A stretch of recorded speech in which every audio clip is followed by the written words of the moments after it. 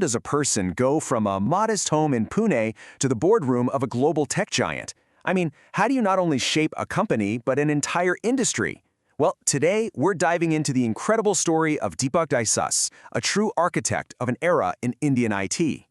And this quote right here, it just perfectly captures the whole story. It basically asks, who would have ever dreamed that a boy born into a simple, ordinary family in Maharashtra would go on to become a key figure in the Indian IT industry?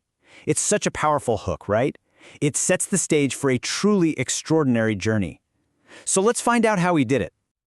Every great story has a beginning, and his starts with a simple foundation, but one where some very big dreams were being built.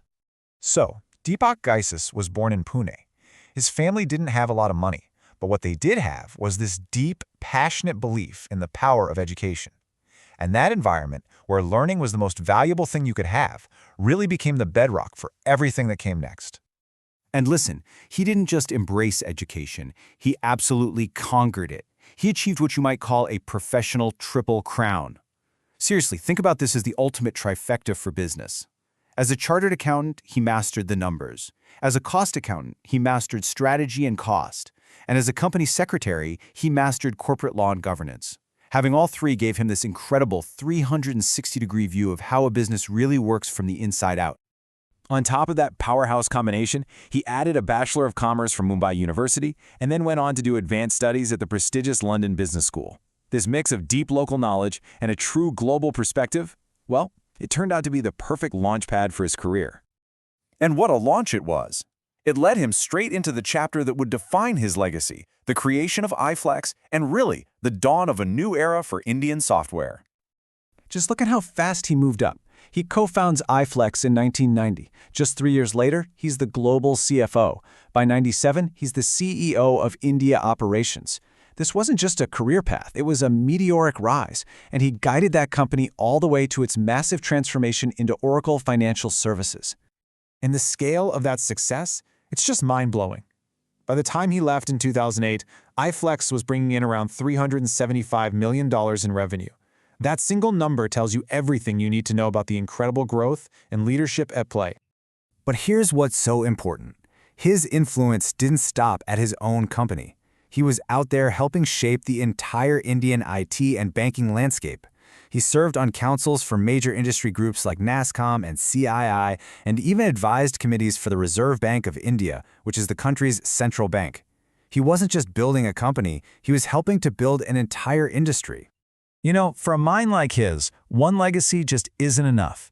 After mastering the corporate world, he made a huge pivot into his next chapter, shifting from being an entrepreneur to becoming an investor. His career path shows this amazing evolution, right? You can really see the two distinct eras. He goes from being an IT pioneer who built a global finance giant to a venture capitalist and an innovator in biotech. This wasn't just about changing jobs. It was about seeing where the future was headed and getting there before anyone else. His main venture in this new era is Gencoval Strategic Services. As chairman, he's now focused on the absolute cutting edge. We're talking pioneering fields like life sciences, nanotechnology, and biotech, the stuff that will shape our future. And here's a perfect example of this groundbreaking work, STEM8 Biotech. Get this, it's India's first dental stem cell bank. It's a revolutionary idea where they preserve stem cells from discarded baby teeth. These cells could potentially treat diseases later in life, so they're turning something we'd normally just throw away into a personal, life-saving medical resource. How cool is that? So on top of building his own new ventures, he's now dedicated to helping others build theirs. He's a general partner at Xfinity Venture Partners, which is a tech-focused VC fund. Here, he actively invests in and mentors the next wave of entrepreneurs, making sure that his legacy of innovation keeps on growing. So after such a multifaceted career, what does his impact look like today?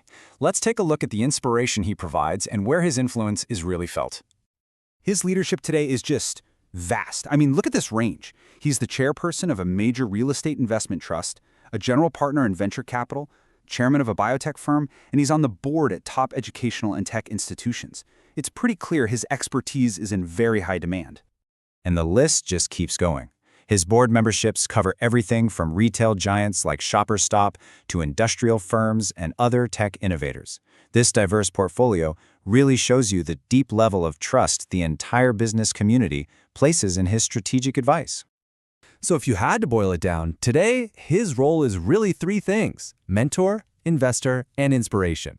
He has truly become a central figure in India's buzzing startup ecosystem, actively shaping the success stories of tomorrow. Which brings us to the big question, right? What's the secret sauce? What's the fundamental philosophy that powered this entire journey, from that young boy with a passion for learning to the multi-industry leader he is today? The answer is as simple as it is profound. His driving principle is this: your vision should be big, your goal should be clear, and your hard work must be relentless. It's a powerful and timeless piece of advice from a man who didn't just witness a new era, he was one of its chief architects.